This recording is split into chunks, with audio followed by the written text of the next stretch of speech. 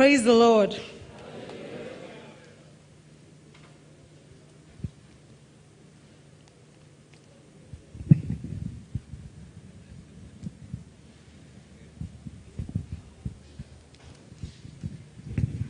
Okay, how many people remember growing up? When our parents will be on their way out, our fathers, our mothers will be on their way out. And they'll say, oh, Moji Sola, watch out, take care of the house for me while I'm gone.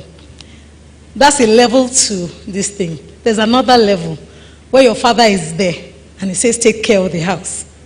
You know that's a higher one. I want us to celebrate Pastor. He's a leader of leaders. He's a leader of leaders. He's here and he's saying, take charge. Pastor, we celebrate you. Thank you very much for this opportunity. I want to celebrate the youths. Please, let's give them a big, big hand. You guys are looking amazing. You're looking beautiful. You are the future of tomorrow. So even if nobody celebrates you, celebrate yourself. Give yourselves the pat on the back. You are doing well, okay? We celebrate you. Okay, so. Awesome. Please help me celebrate the media guys. They have been amazing. Thank you so much. So by way of introduction, social media and its impact on mental health. I know that we think that it's for the youths, but beyond the youth, if you are not a youth, you are the father to a youth. You are the mother to a youth. You are the sister to a youth. You are the uncle or the auntie to a youth. These things concern all of us. I know I asked that the youth, I would like to see them to kind of engage them, but beyond that, everybody's going to benefit from this talk by God's grace.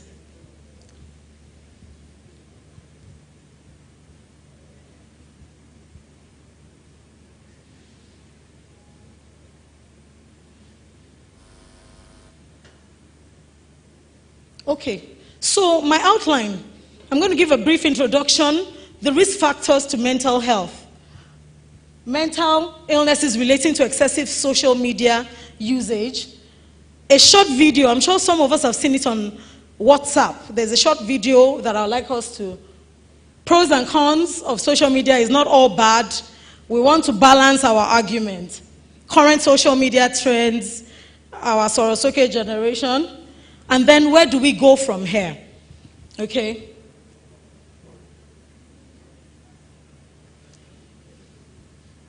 Media, I think I'm going to need your help. So what is social media? Why was it invented?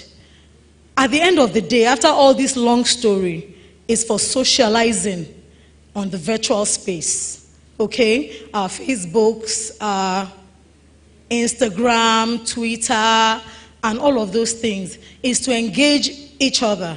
Some people are even chronically ill and they find their community in social media spaces. Some people have opened things for chronic illnesses like cancers, specific maybe retinoblastoma that you have never heard of, but there are groups encouraging each other, sharing views, symptoms, what to expect, and all of those things. So social media has been amazing, basically.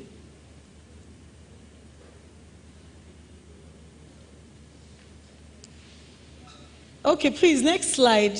Okay. I'm not sure it's connecting as much. Okay, mental illness. Mental health. What is your mental health? The way a person acts, the way a person thinks, the way a person behaves. The sum total is your mental health. Your psychological well-being, your emotional well-being, your social well-being. All of that comprises your mental health. And so if there's any distortion in that, it brings the disbalance, and that's when we say there's mental illness. Now, everybody has mental concerns. Nobody is exempted. You have a target at work, you have a deadline at work that you have to meet, you're having migraines, you're having insomnia, you cannot sleep. That's a mental health concern. You lose a loved one, you lose a father, you lose a mother, Bereavement is a mental health concern. Depression occurs. But when it begins to linger, when it doesn't stop, when it begins to affect your normal functioning, your emotional well-being, your psychological well-being, then there is an issue. Then a doctor has to be invited, then a psychologist, psychotherapist, and all of those things. Now, what places people at risk of mental disorder? What will make... Yes. What are risk factors? Now, most mental illnesses do not have a specific cause. It's multifactorial. It's intricate. There are many things that can cause mental illness. Now, the more the risk factors, the more the likelihood that a person will develop mental illness. Now, what are these risk factors? Genetics. In our father's days, they'll go and search. If you want to marry somebody, do they have madness in their family? Because there is a genetic component to mental health. Okay? Environmental factors, adverse conditions that can stress a person's brain and make them switch to the other side. Abject poverty is one of them. So these are environmental factors that you weren't born with it, but it happens. Childhood trauma. Some children have gone through neglect, sexual abuse, emotional abuse, physical abuse. And how many people were there for Sunday school today? Sunday school class today. Please, as in, it was so amazing. It was like God synchronized these conversations. We had this talk in a very interesting manner. So, childhood trauma. Some people, and you know, it's very interesting. Stressful events come under that as well. Bereavement, losing a loved one. Chronic illness, people that have been diagnosed of cancers or whatever, and they just feel hopeless and feel that, you know, they cannot go on and all of those things. Now, negative thoughts. We were talking in Sunday school today, and they mentioned, oh, parents should interact with their children better. That children react or respond to different situations in different manners. Some children are melancholy in nature. How many people know what melancholy is? Some people are pessimistic by nature. They enter into a place and all they see first is what is not right. Some of us are very extroverted and very optimistic. If you tell me now, let's travel, all I'm just going to say is, let's go there. It's later when we're on the move. What of the air? What of the... God will provide. That the God who provides of life. It's not everybody that is like that. Some people are pessimistic by nature. And if care is not taken, you can switch from pessimism to that next level, where you begin to brood. Some people have constant migraines because their minds are never at rest. Even when they are sleeping, their minds are active. They are thinking about what is wrong, what is not going right. And these things predispose a person to mental illness. Drug and alcohol abuse, obviously. You see all those area boys misbehaving. They are besides themselves. There's no way you will take marijuana for that much and it will not begin to affect your mental state. Unhealthy habits. This is where social media and the excessive usage of social media comes into play. Sleep deprivation. Again, sleep deprivation coming from social media excessive use. I'm still going to talk on that. Okay, next, please. Yes, mental illnesses specifically related to excessive use of social media. I will never categorize schizophrenia amongst this. Schizophrenia has nothing to do with social media. But there are some particular mental health issues that social media can either provoke or aggravate in somebody that already has underlying issues. And this is where I want us to be very sensitive. Low self-esteem. People are tagging their lives based on what they see on social media. It's so funny to me. It's so interesting. When I, as a person, want to take pictures, I will have deleted like 28 before one will make that cut. Because I will stay like this. I will stay like this.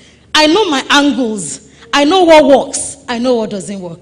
Then you now use all that paparazzi to measure your own life and be feeling dissatisfied with what God has done for you. Based on that, you are on your own or your depression. A lot of suicide now. The age for committing suicide is getting lower and lower. In my mind, I'm thinking, Mommy Uche and I had that conversation this morning. She was just saying, in their days, nobody used to commit suicide. Yet, their husband used to beat them. Yes, they will go to the farm, they will do this, they will do that. But now, it's like the threshold is getting lower and lower. And what can be accounted to this? I'm not saying social media is all bad, don't get me wrong. But there are some predispositions that I'm seeing in the youth that is worrisome. Depression, anxiety disorder, suicidal thoughts that when left after a while can lead to suicidal attempts. Let me tell you one truth. In medicine, we talk about how severe a suicide attempt is. They say men are more brutal than women. When a man wants to execute the suicide, he will use more brutal gunshots. A woman is not looking, it's not like gunshots. He just take 2 paracetamol and close one eye and be hoping that will he go, will he not go, will the liver pack, will he not pack? Then women are more into attention seeking. So they will do it during the day. Mama ko, mo fẹ́ para mi o. All that one na demo. When you see somebody attempt it at night, when nobody can stop them, you know that there's a height to that. When you see the means that the person used to attempt it. But you know, and the reason why I'm picking on social media is because it's getting higher. There's I don't know if anybody knows about Ocean, the first girl to kill herself while live streaming, and thousands of people were watching and then many more people have come up after that and have killed themselves on live stream. You guys, these issues are real. And that's why I said even our parents will benefit from this conversation, because you need to know your children. You need to engage them. Gone are the days of Lion of the tribe of Judah moves. My word is final, what I say is. Different children. You will see that the children, my mom can testify, all the children she gave birth from her own loins will have different. The shout she will give me, I mean, I'll just brush it off like whatever, or day she, is the one that my sister will sit down and be moody. I'm like, he knows so. Mommy so quick. And I'm like, not today. Hey! She has been so pain since I was born, and I don't care. She has been so pain. That one is, there's no big deal in that one. No be today. You know, so different people, different reactions. FOMO, okay, cyberbullying.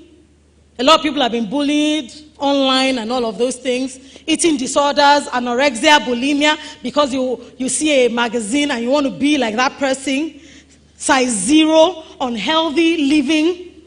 Then there's a new one, FOMO, fear of missing out. There's a legit fear that makes the young people hold their phone, even in church while there's a message going on. You are checking how many likes, how many comments, how many views. You are looking for validation from outside. And that's why I said in the beginning, tap yourselves if nobody taps you. Hail yourself if nobody hails you. It's not that serious. A lot of things, and the repercussion is getting worse and worse. Then psychosis resulting from substance abuse and all of that. Yes, this is the video I want us to watch. How many people have seen this video? Hey guys, it's Becky here. Now, this is just to remind you that things are not always what they appear to be online. For example, do you like my hair?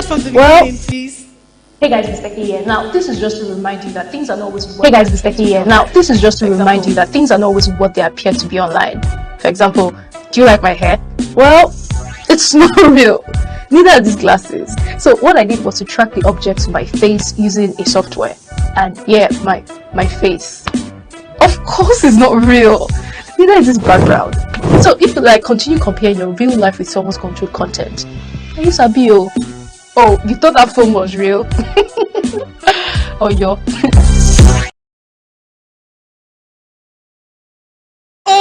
oh. Tell your neighbor there's a lot of packaging going on. People are packaging themselves. Can you see? The face isn't real. The glasses isn't real. The background. Hey, Joe, please, what's real? And then somebody will sit down here and be feeling moody and gloomy and saying that my life, look at that girl. She's so packaged. She's so this. There are softwares, photo editing skills. Ask the media guys. There are some gangster photo editing.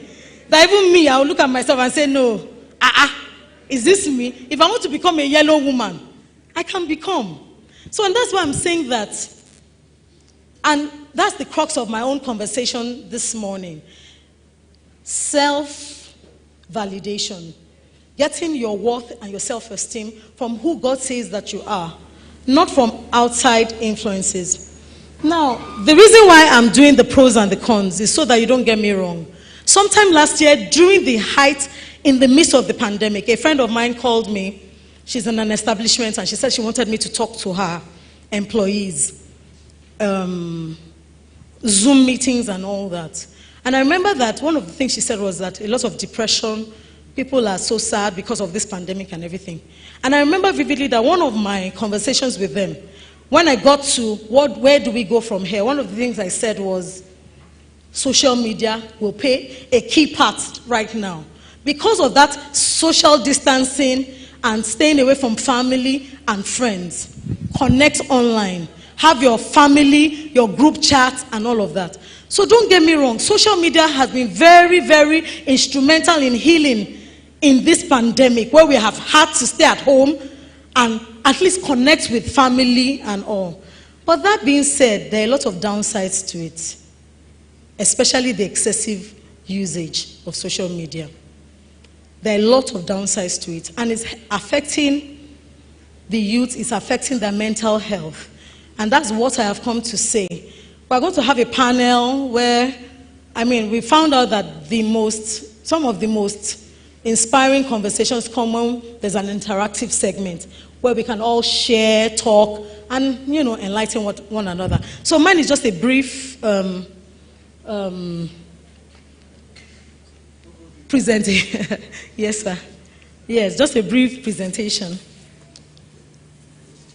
Okay, so mental health problems, less real-life interactions. How many people, even parents, will notice this? Children are more to themselves on their phones now. In the house, you say, "She mommy today." She will reply, "She's back. Has she cooked the beans?" People are not talking. Now, social media is bringing people from thousands of miles away to connect, and then alienating families and homes. Parents are far from their children. Spouses are far. Spouses, everybody's on their phone. Everybody's on their phone. And so, yes, it's bringing other people from China and Japan closer, but it's alienating those people. You go to weddings now and you see everybody's on their phone. Then I ask myself, why did you come? You should have stayed at home. Everybody's sitting on their phones. And while it's good for business, people are using it to make millions and all of those things. But it's the balance. And that brings me to my last slide. Oh, my second to the last slide, actually. Current social media trends. You guys, you know all these things now. OPG, OPK, OPL, OPGs, OP that. But there's one that bothers me, and I feel that there's an undertone to it. This God when. Somebody puts up a picture of her and her boo. You say, God when. You guys know this thing now, God when, God when. At the end of the day, it makes you question God. I'm sure you'll be thinking I'm doing over spirituality. But the truth is, this God when makes you dissatisfied with your own thing and keeps looking at other people and saying, God when now? After all, Lori Meji. Why me? Why me? Issues of how many people have been seeing proposals now? People are staging their own proposals. Just for the gram. People are staging their own proposals. I have a friend, she had a surprise party, and she told me that, her family and friends pulled up a fantastic surprise, but the only thing was that she was coming from the market, she didn't look good. And that when she got there, she was pleasantly surprised. She screamed, and she checked the video, and they had to do a retake. She went into her room, changed, made up and came back and now, oh my God, and painted her nails. And then that was now worthy to be put up on air. You guys, there's a lot of packaging. Let's not deceive ourselves. So where do we go from here? Where do we go from here as I conclude? Number one, our faith. Our faith is key. What we believe in, what we hear in church. We have a pastor that keeps encouraging the youth to express themselves. They're dancers, they're actors in our midst. But check it. If any mental condition, depression is not leaving you, is not living. The stressor has been removed and is not living. You need to talk to somebody. Talk to a doctor. Open up to somebody. And by God's grace, another thing I want to say is, we fast now. We fast to God. Do a social media fast now. One day, you won't die. Just say, God, I just want uninterrupted power supply. Just one day. Try it. Everybody will be all right last though. On that social media, they'll be all right last. They will be fine. You guys, they'll be fine. Just fast. 1 hour, 1 day. And just commit it to God and say, God, it's me and you uninterrupted. I pray that God helps everybody in Jesus' name. Thank you so much for listening.